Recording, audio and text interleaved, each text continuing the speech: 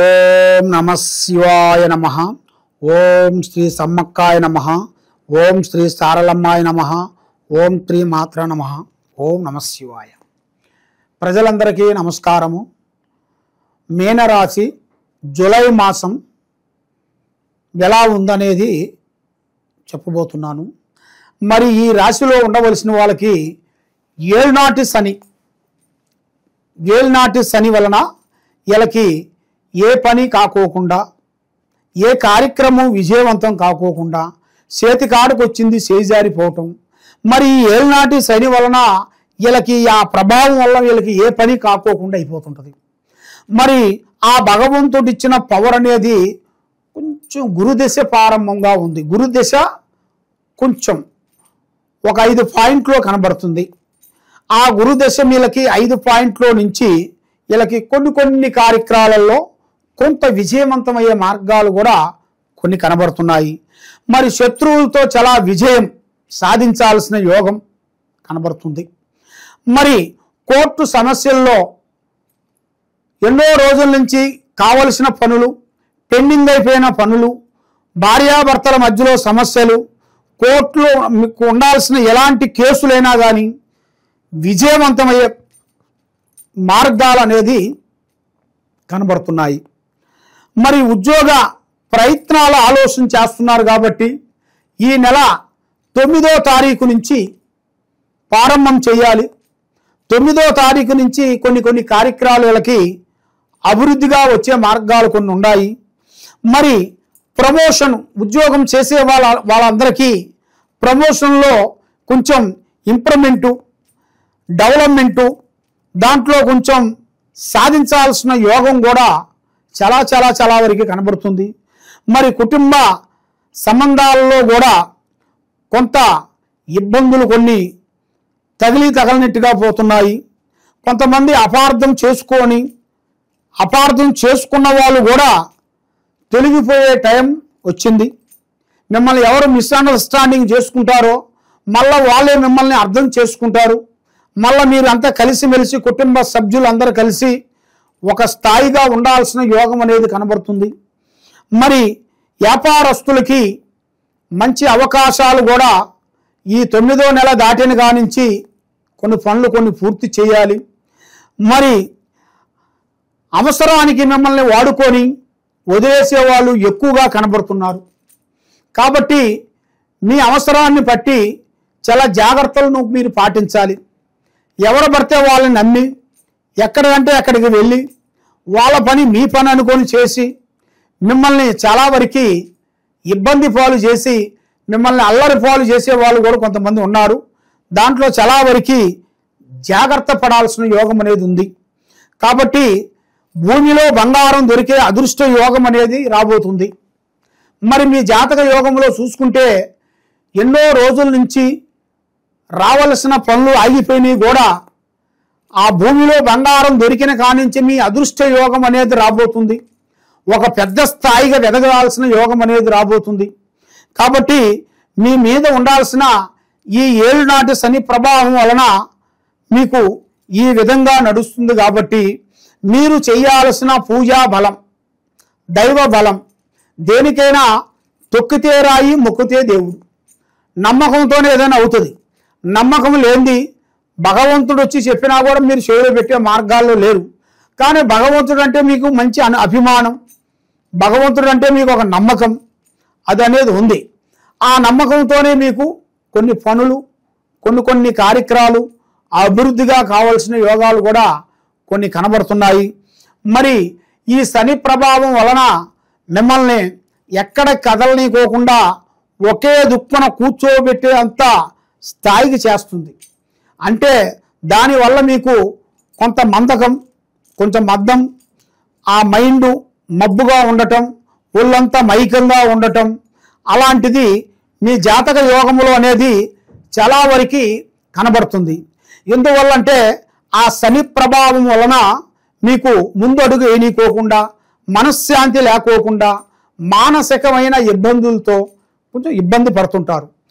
కాబట్టి మీరు ఎక్కువగా యోగం చేయాలి, యోగా ఎక్సర్సైజ్ చేయాలి, బాగా రన్నింగ్ చేయాలి, అది చేసిన దానివల్ల మీకు కష్టం అనేది మీకు అర్థమవుతుంటుంది. ఆ కష్టాన్ని బట్టి మీకు మంచి జరిగే యోగం కూడా కనబడుతుంది. కాబట్టి ఆ భగవంతుడు దయ వలన మీరు చేయాల్సిన కొన్ని పనులు కార్యక్రమాలు చేతిగాడికి వచ్చి కొన్ని చేజారిపోవటం, మనశ్శాంతి లేకోకుండా కొన్ని ఇబ్బందులు కావటం, ఇలాంటిది మీ జాతక యోగంలో కనబడుతుంది. కాబట్టి మీరు ఎన్నో రోజుల నుంచి మీ మనసులో అనుకున్న కొన్ని కోరికలు అంటే పెద్ద పెద్ద కోరికలేమి కాదు, చిన్న చిన్న కోరికలే మీరు ఆలోచిస్తారు. ఆ కోరికలు కూడా మీకు చేతికాడికి వచ్చి నోటికి అందుకోకుండా పోతుంటాయి. కాబట్టి ఎన్నో రోజుల నుంచి అనుకున్న ఒక గృహ ప్రవేశం అనేది మీకు తప్పకుండా ఈ నెలలో మీకు ఎదురొచ్చే మార్గాలు కూడా కొన్ని కనబడుతున్నాయి. కాబట్టి మీరు ఏ కార్యక్రమైనా కానీ ఏ పనైనా కానీ ఏదైనా కానీ తొందరపాటు అనేది మీకు ఉండకూడదు. ఏదైనా సరే ఆలోచించి ఆచితూచి అడుగేయండి. మీరు ఎవరిని నమ్ముతారో ఆ నమ్మిన వాళ్ళే మీకు మోసం చేస్తుంటారు. మనల్ని ఎవరో దెబ్బతీస్తారని అనుకుంటాం. ఏరేవాడు మనకి తెలియనివాడు మనల్ని ఇబ్బంది చేయడు, తెలిసిన వాడే మనల్ని ఇబ్బంది పెడుతుంటాడు.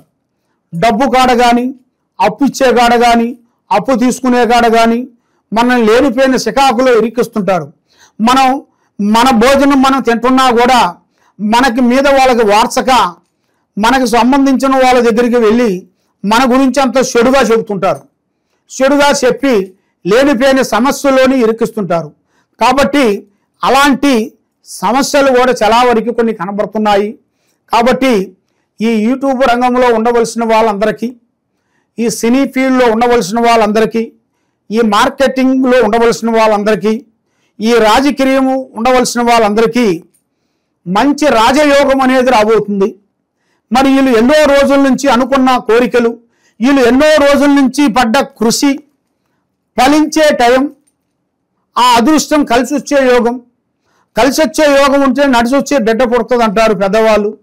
కాబట్టి అదే విధంగా వీళ్ళకి ఏ రూపంలో అయినా ఒక రూపంలో తప్పకుండా విజయవంతమయ్యే మార్గాలు కూడా కనబడుతున్నాయి. మరి ఈ శని ప్రభావం వలన వీళ్ళు ఏం చేస్తే బాగుంటుందా అని చాలామందికి చాలా సందేహాలు చాలా ఉన్నాయి. మరి మీరు చేయాల్సింది దైవ పారార్థన అనేది శనేశ్వరుడు పారార్థన చేయాలి. శనేశ్వరుడు గుడికి వెళ్ళి 9 ప్రదర్శనలు చేయాలి. 9 ప్రదర్శనలు చేసిన తర్వాత మీరు ఏరే గుడికి వెళ్ళొద్దండి. కాలు కడుక్కొని మీరు ఇంటికి వెళ్ళిపోవాలి. మీరు అక్కడ దేవుడు దర్శనం చేసేసిన తర్వాత అక్కడ కాలు కడుక్కోకుండా కొంతమంది ఏరే గుళ్ళకి వెళ్ళిపోతుంటారు. కాబట్టి తప్పుకు 2 తప్పులు చేసినట్టుగా ఉంటుంది. అలాగ మీరు తెలిసి తప్పు చేయొద్దండి. తెలియక మనం ఎన్నో తప్పులు చేస్తాం, అది మనకు తెలియదు. కాబట్టి తెలిసి మనం తప్పు చేయకూడదు. కాబట్టి మీరు ఏ విషయమైనా కానీ ఏదైనా కానీ ఆ భగవంతుడు పూజా బలం చేసినట్టుకైతే మీకు అన్ని విధానాలుగా విజయవంతం అనేది కలిసి వస్తుంది. కాబట్టి మీరు శనివారం 9 శనివారాలు నవగ్రహ గుడికి వెళ్ళేసి నవగ్రహ చుట్టూ తిరిగి శనేశ్వరుడు పారార్థన చేసినట్టుకైతే మీ మీద ఉండాల్సిన అష్టకష్ట దరిద్ర దోష నివారణ అనేది పోతుంది. మైండ్ బాగుంటుంది, మీరు చేసే పనులు బాగుంటాయి, లక్ష్మి నిలబడుతుంది, చేసే కార్యక్రమాలు అనేది అభివృద్ధిగా వచ్చే మార్గాలు కూడా మీ జాతక యోగంలో అనేది చాలా వరకు ఉంది. కాబట్టి మీరు ఎక్కడెక్కడో పోయి నిరాశ చెంది ఉన్నారు కాబట్టి జ్యోతిష్యం చెప్పించుకొని తప్పకుండా మమ్మల్ని సంప్రదించినట్టుగైతే మీ ఇంట్లో ఏముంది, మీ ఒంట్లో ఏముంది, ఏమేమి జరుగుతుంది, మీ కుటుంబ సమస్య ఏమిటి, ఏమేమి జరగబోతుంది అనేది మేము చూసి అమ్మవారి విషయాలన్నీ మేము చూసి మీకు చెప్పగలుగుతాం.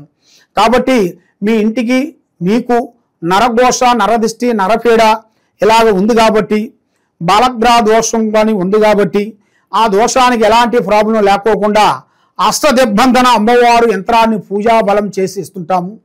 గురుతాయిత పూజా బలం చేసి ఇస్తుంటాము. వనమూలికలు పూజా బలం చేసి ఇస్తుంటాము.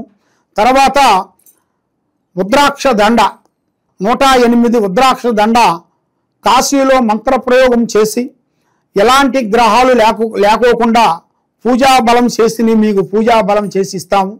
తర్వాత అది మీరు మెల్లో వేసుకుంటే ఆ దండని మీ ఆరోగ్యము, మనశ్శాంతి, చేసే కార్యక్రమాలు, ఏ పని అనుకున్నా కూడా మీకు విజయవంతం అయ్యే మార్గాలు ఉన్నాయి. సర్వో జనా సుఖినో భవంతు. ఓం నమః శివాయ నమః.